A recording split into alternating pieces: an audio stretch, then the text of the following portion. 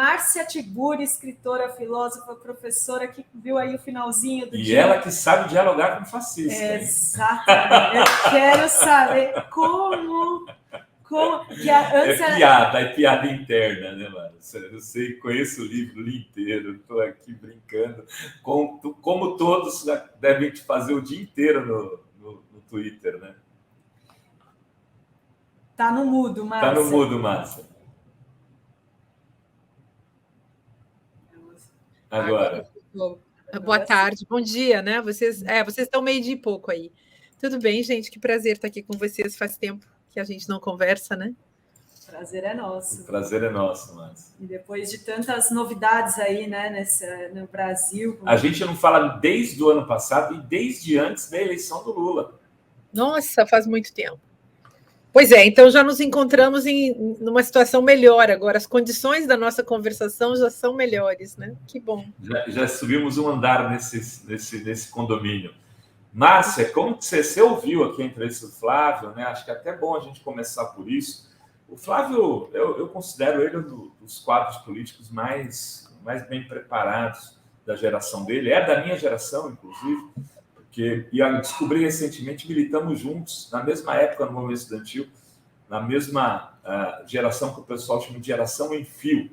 Eu estava ali, era presidente do centro acadêmico, aí eles têm um grupo, aí estavam me dizendo, outro dia, encontrei lá na posse do Paulo Pimenta, esse pessoal, e eles estavam falando de quantos éramos, e eu não reconheci, não sabia, e um deles, que está aí na grande política, é o Flávio Dino. Diga lá, Márcio, o que você achou da entrevista com ele? O que você está achando de tudo isso que está acontecendo, em torno, inclusive, do papel do Dino? Pois é.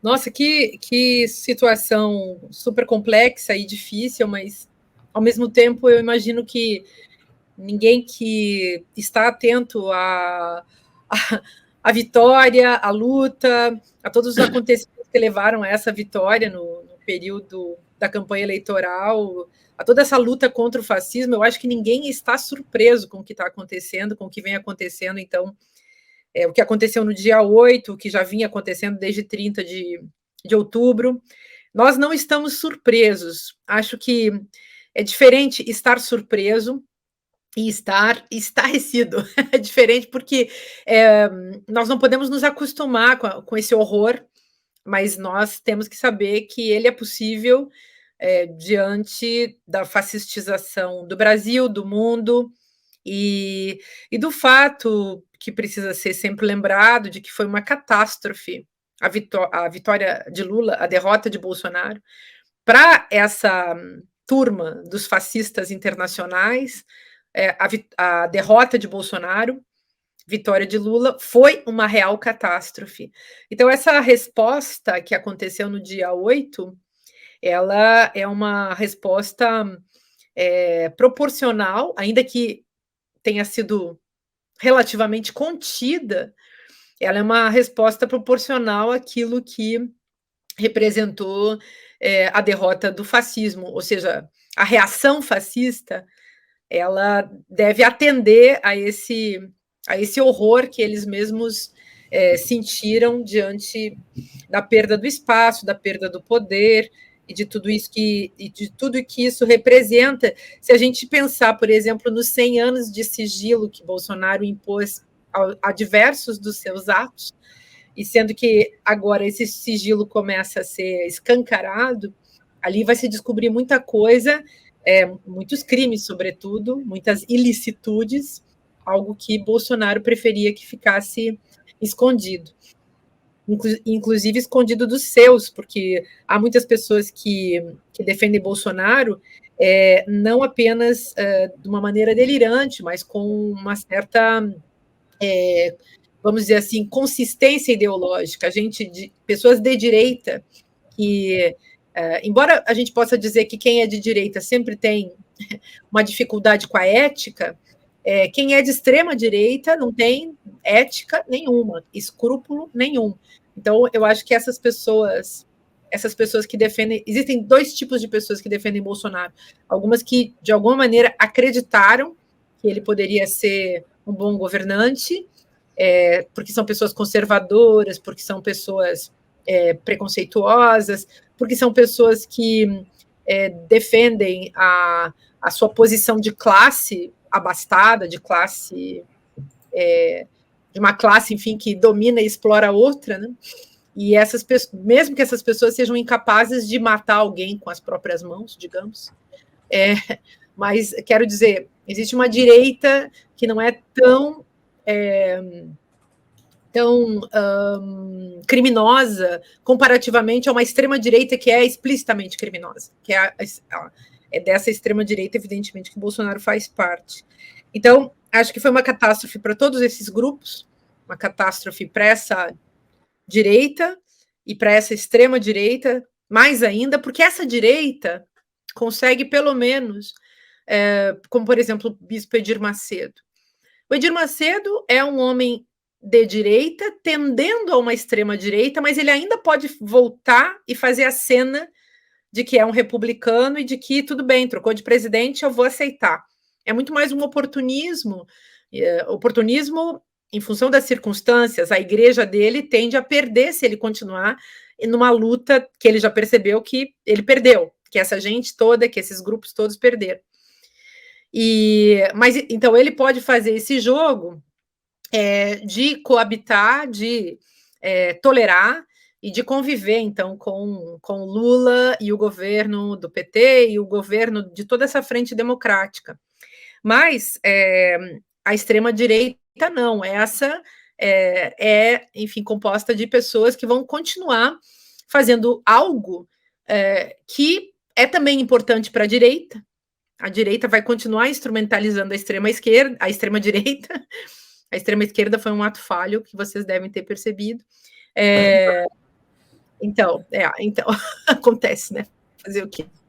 Mas, então, a direita sempre manipulou a extrema-direita, vai continuar fazendo isso, mas agora não é um momento sábio para a direita continuar do lado da extrema-direita. Então, o que ela fará? Fingirá que está do lado do setor democrático, dessa ampla frente que se construiu no Brasil, e esperará que a extrema-direita faça o seu serviço sujo, que ela continuará fazendo.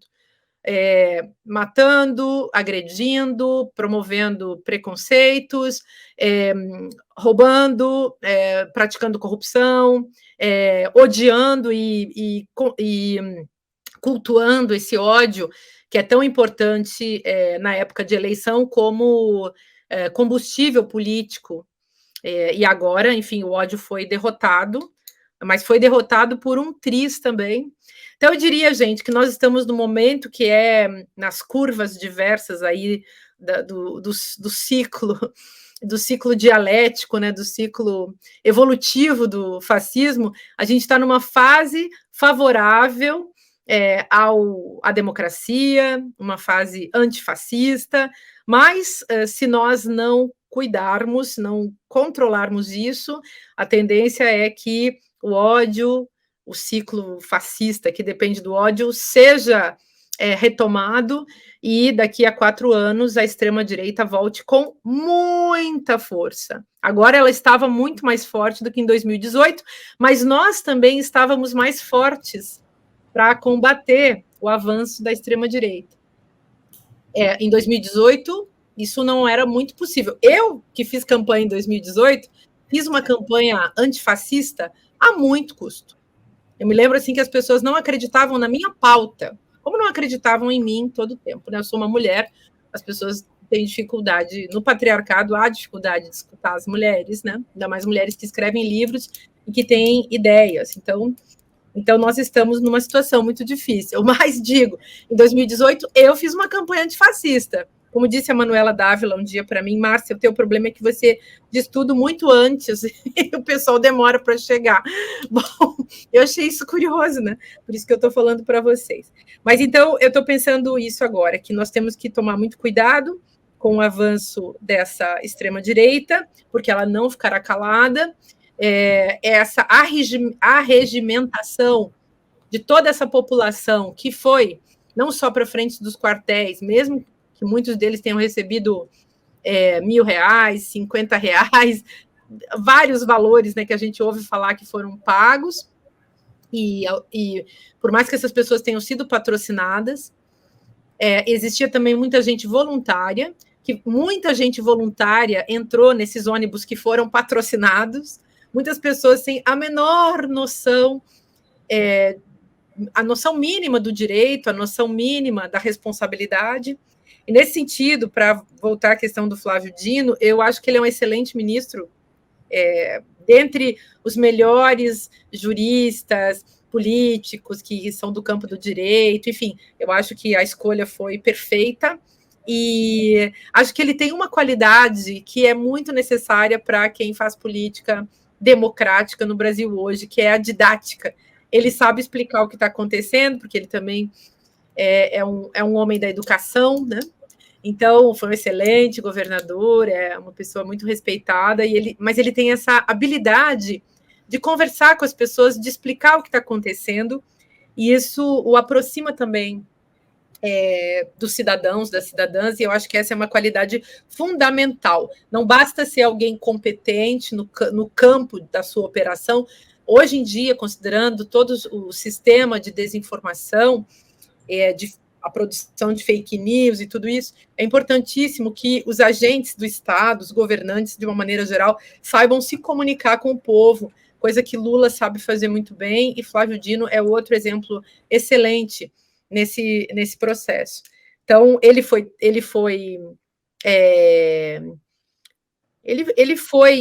talvez a gente possa dizer que ele foi enganado pelo Ibanez, que, por sua vez, nomeou o ministro da Justiça do Bolsonaro para um cargo importantíssimo.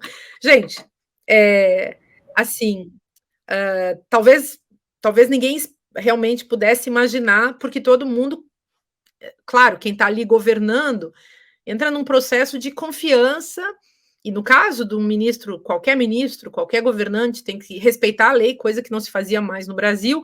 Como o Flávio Dino estava explicando, existem regras, existem leis, existem hierarquias e contextos que devem ser sempre respeitados. Agora, uma coisa é certa, o dia 8 de janeiro foi uma prova de que não é possível confiar em absolutamente ninguém que tenha passado pelo bolsonarismo, né? Isso é claro. Então, que bom que tem gente sendo julgada e responsabilizada no contexto. Márcia, eu queria virar um pouquinho a página, né? Mas dentro do mesmo livro aí, para discutir contigo, na verdade, provocar em relação a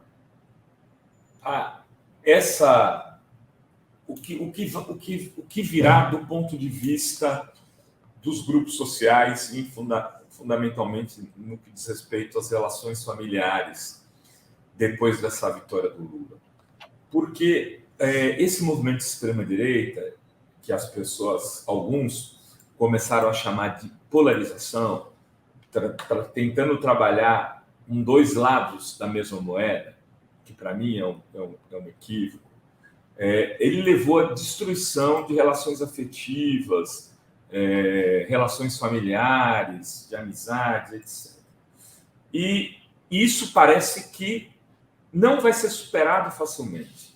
Eu tenho percebido, assim, nos diálogos, aqui no que você está fora do Brasil, que você tem acompanhado, né, lupa, tudo que está acontecendo, mas aqui no dia a dia, na ida do boteco, na conversa da feira, tal, você vê que a narrativa bolsonarista, eu vou fazer vai falando sobre isso, está muito forte. O Bolsonaro não derreteu. E não derreteu com ele essas convicções baseadas em fake news, né, que construíram uma outra esfera pública. Podemos até falar nesse sentido. Eu queria saber, assim, se você, pelas análises que você tem feito, pelo que você tem lido de outros países, se você encontra caminhos e tem visto caminhos de superação disso daí, ou se a gente está fadado a viver em uma sociedade quebrada. Uhum. Esse é um baita de um assunto. Acho que nós estamos, sim, fadados a viver numa sociedade fraturada. Há uma fratura. De fato, acho que todo mundo já percebeu também que falar em polarização é muito pouco e torna igual aquilo que não é igual. Então, há poucos dias também respondia para um jornalista que, quando eu falei da extrema-direita brasileira, aí ele me perguntou, nessa linha, né? E a polarização, mas a extrema-esquerda? Eu falei, no Brasil não tem extrema-esquerda. A extrema-esquerda no Brasil, assim, o que se chama de extrema-esquerda é praticamente uma piada. Então, assim, não se trata da extrema-esquerda histórica, se a gente quiser pensar assim.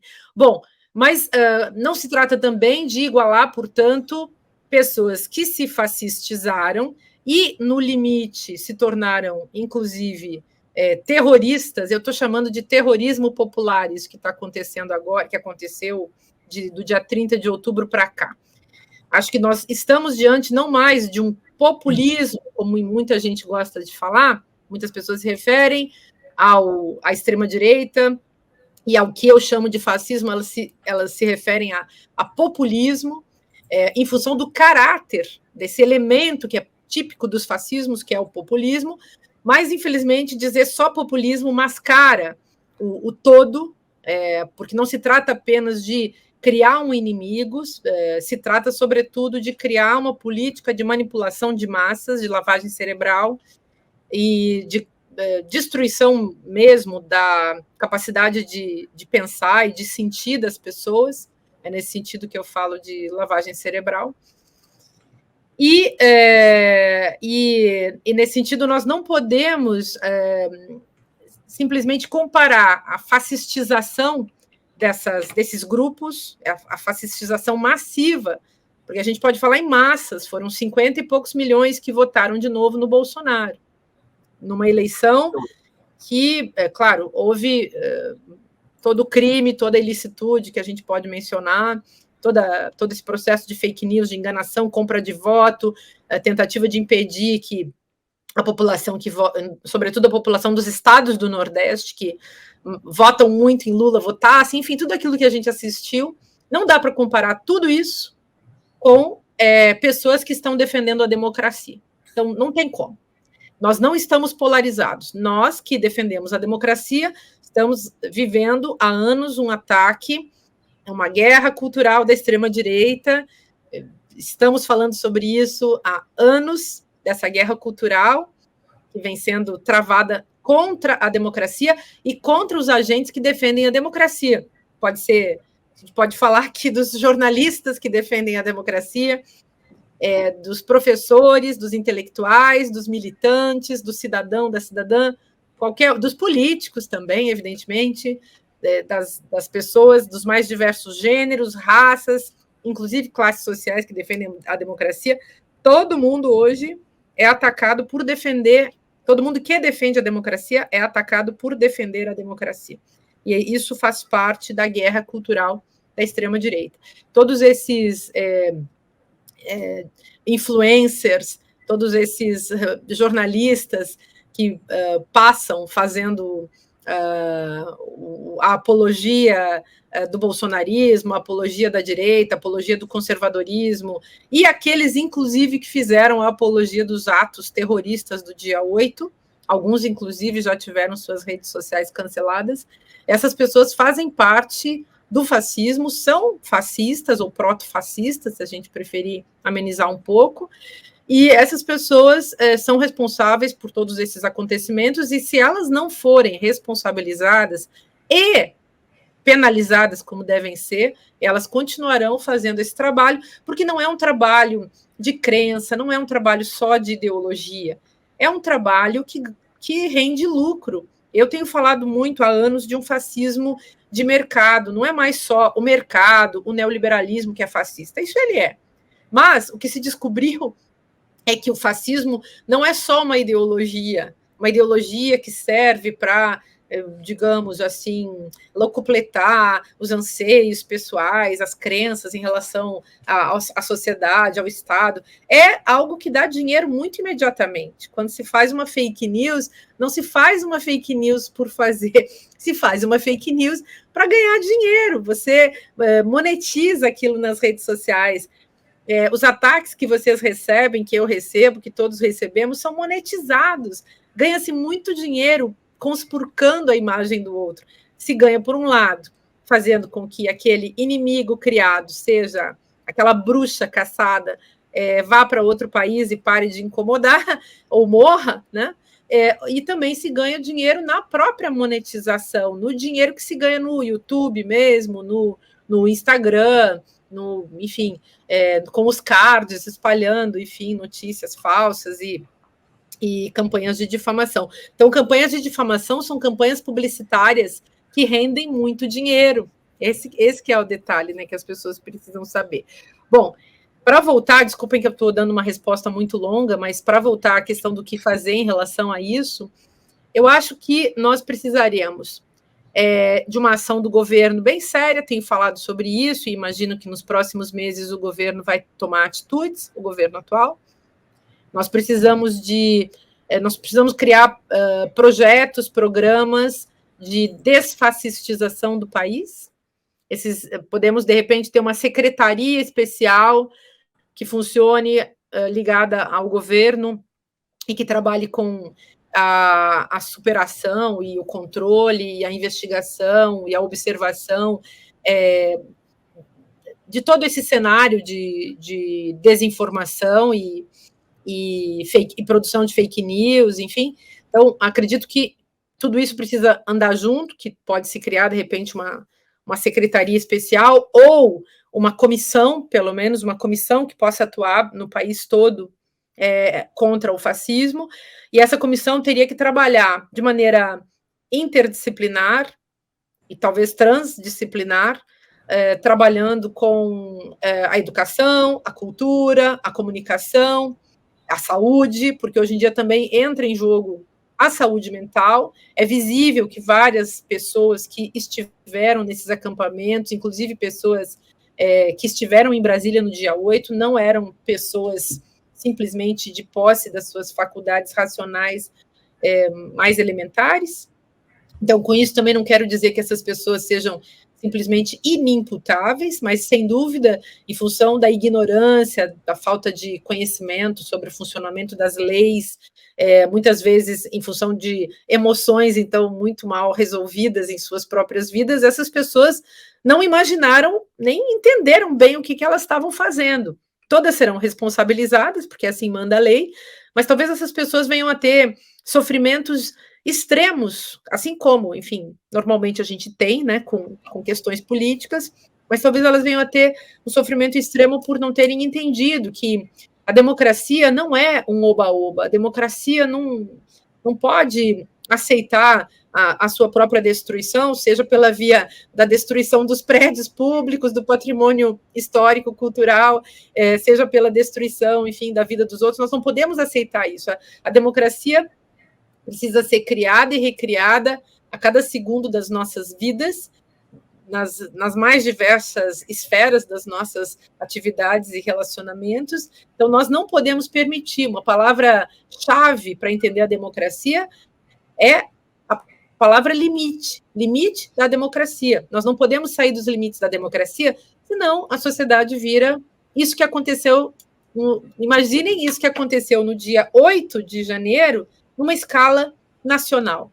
Imaginem essa destruição por parte de pessoas lançadas na barbárie, pessoas, enfim, que estão praticando atos de vandalismo e pessoas que não só praticaram atos de vandalismo naquele dia 8, mas vinham já praticando a tal ponto que nós podemos dizer que de 30 de outubro para cá, essas pessoas estão praticando elas estão funcionando dentro de um verdadeiro movimento terrorista, porque essas pessoas atuaram praticando o terror físico, simbólico, material, enfim.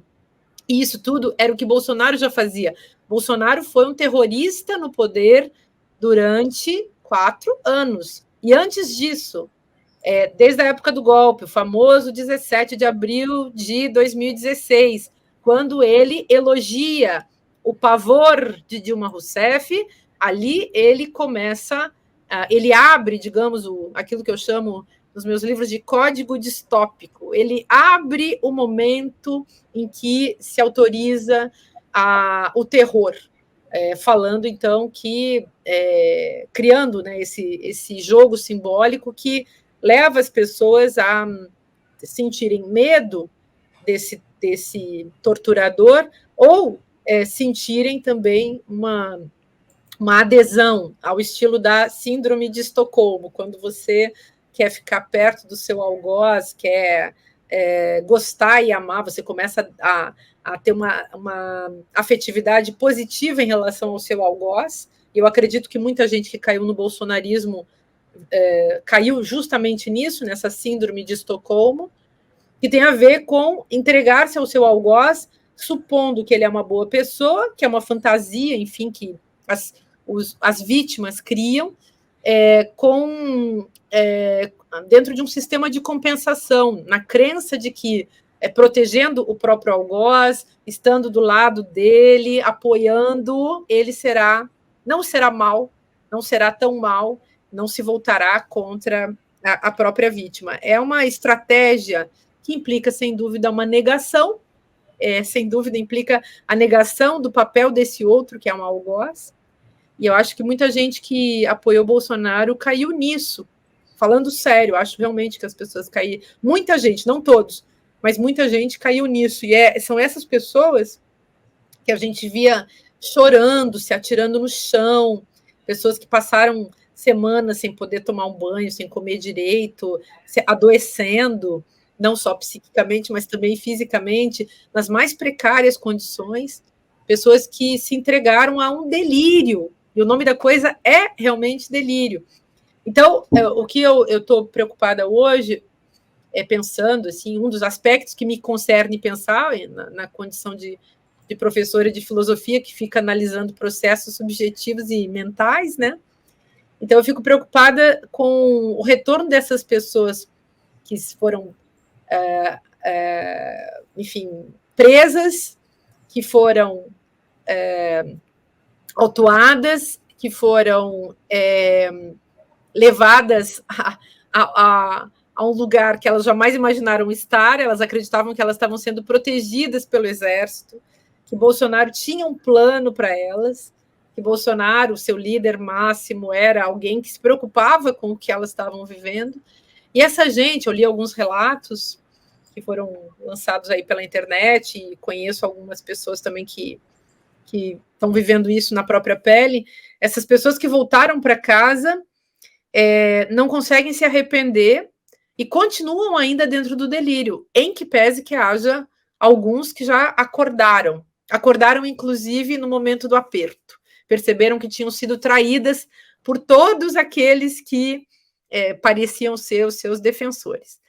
Então, é preocupante imaginar como que essas pessoas que se tornaram um problema psíquico, um problema psicopolítico, a novidade, né, que a gente tem hoje para enfrentar é essa condição psicopolítica que esteve explícita, está ainda explícita nas ruas. Imaginem essa condição dentro de casa, convivendo com outras pessoas que não têm o mesmo tipo de perspectiva, pessoas que têm, portanto, um regime de pensamento democrático convivendo com pessoas que têm um regime de pensamento autoritário. Fica bem difícil. Não dá para conviver, né? Imagina. Acho que fica muito difícil. Dri, você... Eu tenho vários comentários aqui, vários superchats. A Zuma Rodrigues diz que Kine Lemos, da equipe da Tebet, foi secretária do planejamento de Eduardo Leite, complicadíssima. Ela fala, mais cedo a gente falava sobre a equipe da Tebet. Carol Ladeira, ministro, o Brasil e a história te agradecem demais por estar cumprindo tão bem seu papel. Terezinha Braga de Moraes, esses farsantes não eram católicos, mas neopentecostais, mas se diziam cristãos, né? Sebastião Guimarães, vou compartilhar a palavra do nosso ministro exige. Jerusa Prado, obrigada, meu Deus, por ter Flávio Dino. Rosana, obrigada, Flávio Dino, por todos. Tem alguns atrasados aqui que chegaram com delay. Almeri Espíndola de Souza, Márcia, maravilhosa, saudades tuas, guria. Quando tu voltas ao Brasil? Você não volta, né, Márcia? A Márcia vai fazer um passeio em breve pelo Brasil, não? Mas só visita, né? Não sei, gente, que voltar eu quero. Eu já teria ido se fosse possível, né? Mas eu cheguei a comprar uma passagem. Mas fui desaconselhada aí para o Natal e o Ano Novo. Já faz mais de 4 anos que eu estou fora, então eu quero voltar. Eu quero voltar, sim. Voltar eu quero, mas não quer dizer que eu possa, porque existem muitas coisas que entram em jogo. Mas na primeira oportunidade eu voltarei para passear e espero poder para visitar, sabe lá. Mas eu espero voltar também. Eu quero viver no Brasil. Eu sou muito brasileira para viver fora, gente. Eu sofro. Sou muito brasileira. É um negócio assim terrível. Terrível, porque eu não acho lugar no mundo para mim. Eu fico sempre perdida. Então, eu espero poder voltar assim, em que pese que tenha, durante todos esses anos, feito muitas outras, aberto outros caminhos e feito outras relações, mas eu quero viver no Brasil, com certeza. Legal. A Ana está chegando de membro, muito bem-vinda. O Raimundo pergunta, podemos chamar os isentões de colaboracionistas? Deixa eu fazer aqui um comercial, acho que o Guilherme, comercial do bem, né? Inclusive, para que você possa se alimentar filosoficamente. A Márcia está com um curso de filosofia contemporânea. Eu estava olhando aqui o programa, os autores, muito interessante. Se o Guilherme puder passar, aqui está a Márcia pode ir comentando. Essa está dividido por aula. A aula 1 é... Não, acho que... Volta ali, Dri. Então... Ele está organizado assim. Esse curso... o ano passado eu dei um curso... Agora passa essa. Isso, para aí. Márcia, vai lá. Então... No ano passado, obrigada, Rovai, obrigada, Dri, pela propaganda do curso. O ano passado eu dei um curso de filosofia contemporânea que durou o ano inteiro e foi muito legal também, porque a gente estava num aperto emocional e intelectual muito grande no Brasil, então as pessoas ficavam muito felizes de poder falar desses assuntos naquele momento tão difícil que a gente estava passando. A reflexão nos ajudava a avançar, né? E esse ano eu reformulei o curso. Vou dar de novo filosofia contemporânea porque é a minha especialidade. Então, eu resolvi esse ano dividir por assuntos. Ele vai ser menos cronológico, em que pese que a gente estuda o século... A gente estuda um pouco do o final do século XVIII, um pouco do século XIX, para entender o que aconteceu no século XX e no século XXI. Então, são as filosofias do tempo presente. E cada aula tem um assunto, sim, porque isso ajuda a organização dos próprios estudantes, e as aulas ficam gravadas também, quando uma pessoa não pode assistir, depois ela pode assistir depois, embora o curso seja ao vivo, né? Então as pessoas podem entrar para assistir a aula, eu dou uma aula sempre de 1h30, 2, e depois a gente bate um papo. E eu atravesso todo esse pensamento contemporâneo que vai de Nietzsche e dos pensadores que influenciaram Nietzsche até as filosofias do século XXI, as mais recentes. E esse ano eu coloquei esses 4 módulos: as bases do pensamento contemporâneo, a filosofia da natureza e do conhecimento, que está ali no módulo 2, que você estava passando antes, aliás, estava no 3, aqui são as filosofias políticas, e tem um 4º módulo também, esse aqui, que é além desse das bases do conhecimento, base do pensamento contemporâneo, filosofias da natureza e do conhecimento, tem as filosofias políticas, e nós vamos estudar também filosofias feministas, filosofias fora do contexto europeu, filosofia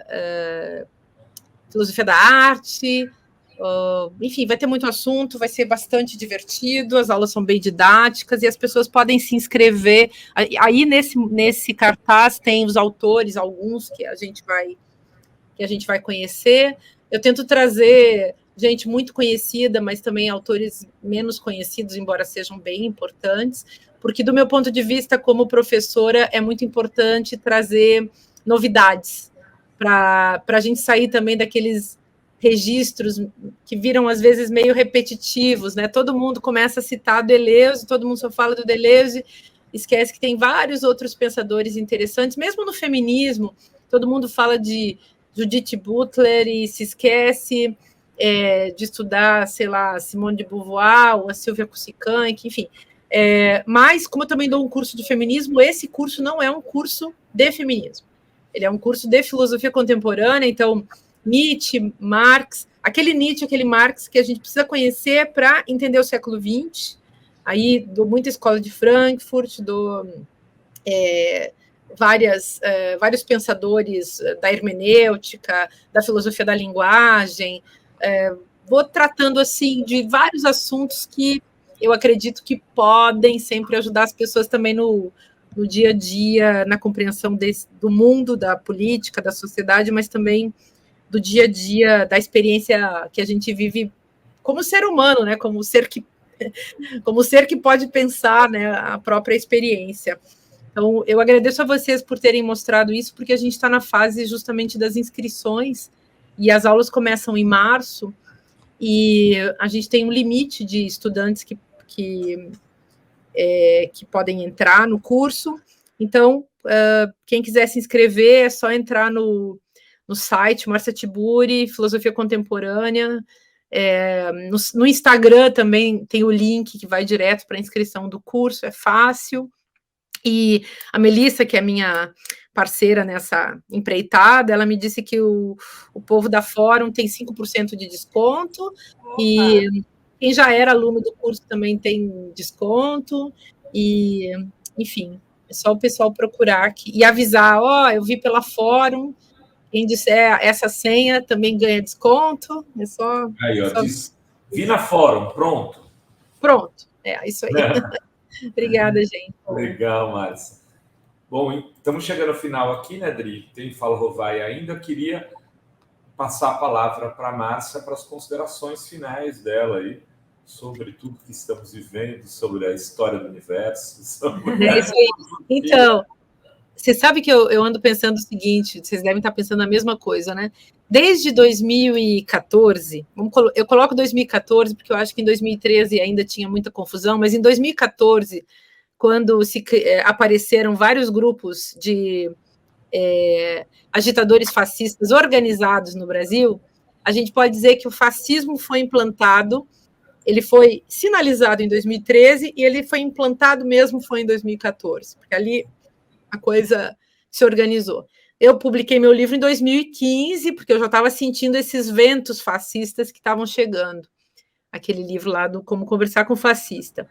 E aí, desde então, a gente atravessou o golpe, foi uma luta constante de muita gente contra o fascismo. A gente atravessou o golpe, que foi altamente fascista, e foi um degrau abaixo, né? Foi ladeira abaixo, né, da nossa política, e tudo que a política implica no desenvolvimento de um país, de uma sociedade. E aí a coisa foi andando, foi evoluindo, até que chegamos em 2018, com a campanha de Bolsonaro, que foi tremenda, tenebrosa, pavorosa, e para quem continuou na luta, 19, 20, 21 e 22 foram anos muito difíceis e nós não tínhamos outro assunto que não fosse derrotar essa desgraça, né, gente? Foi uma desgraça gigantesca. Então, derrotada essa desgraça do ponto de vista governamental, pelo menos, agora nós temos muita esperança. Nós podemos contar com essa esperança como uma energia que vai mudar as nossas vidas, que vai nos levar a outros projetos e outras possibilidades, até porque agora é tempo de construção e não mais de destruição. Essa é uma grande diferença. Mas nós ainda estamos no trauma, então nós precisamos ainda passar um tempo elaborando, até porque não se trata simplesmente de sair da dor para a alegria, nem do pessimismo para o otimismo, tem todo um processo de cuidado, eu acho, de cuidado com a política, de cuidado com a democracia. É seríssimo esse momento, então eu queria pedir às pessoas que elas lembrassem sempre de cuidar da democracia. E cuidar da democracia implica não apenas cuidar da democracia nas ruas, o que é fundamental, no governo, o que é essencial, mas também cuidar da democracia na vida cotidiana. Nós precisamos proteger a democracia no metabolismo, na microfísica da vida cotidiana. E por isso, todos esses valores democráticos, o respeito ao outro, os direitos humanos, o combate aos preconceitos, a generosidade, o respeito, enfim, a consideração com a alteridade, tudo isso é fundamental de se levar adiante com muita atenção e cuidado no nosso dia a dia. Eu acho que nós vamos ter que começar, depois de tantos anos na resistência, nós vamos ter que aprender a manter a resistência e, além de tudo, além da resistência que a gente já aprendeu, nós temos que aprender a projetar também o outro Brasil possível. E esse é o momento. Então, o valor do diálogo é também um valor muito importante para a democracia. Sem diálogo não há democracia. Não estou falando diálogo simplesmente com os fascistas ou com os terroristas, não é disso que se trata, até porque essas pessoas perderam os elementos que tornam possível um diálogo com elas não têm a abertura à alteridade, que é fundamental para que uma democracia possa, e para que um diálogo possa se instaurar e para que a democracia possa florescer e continuar. Mas eu falo de um diálogo entre nós também. Nós não podemos jamais pensar que estamos fora dessa luta. Nós estamos nessa luta e qualquer coisa que a gente faça, como antes a gente fazia uma entrevista, um bate-papo, uma conversa, escrevia um livro, tomava um café pensando em como lutar contra o fascismo e garantir a democracia. E agora tem que continuar sendo assim, porque a democracia continua ameaçada. Então, queria pedir que as pessoas lembrassem sempre desse cuidado e que a gente possa seguir, enfim, levando adiante essa democracia que foi tão enfraquecida, foi tão maltratada, espezinhada, humilhada, que a gente consiga fazer com que ela recupere a sua força e garanta os direitos da população e garanta, sobretudo, a dignidade de cada um de nós e do nosso país. É isso, então, gente, agradeço a vocês por esse momento, obrigada por avisarem do curso, e estou sempre disponível, quando quiserem conversar, só chamar, tá bom? Bora, muito obrigada. Muito bom, muito obrigado. Um beijão para vocês. Até breve, beijo. Até breve, até a próxima.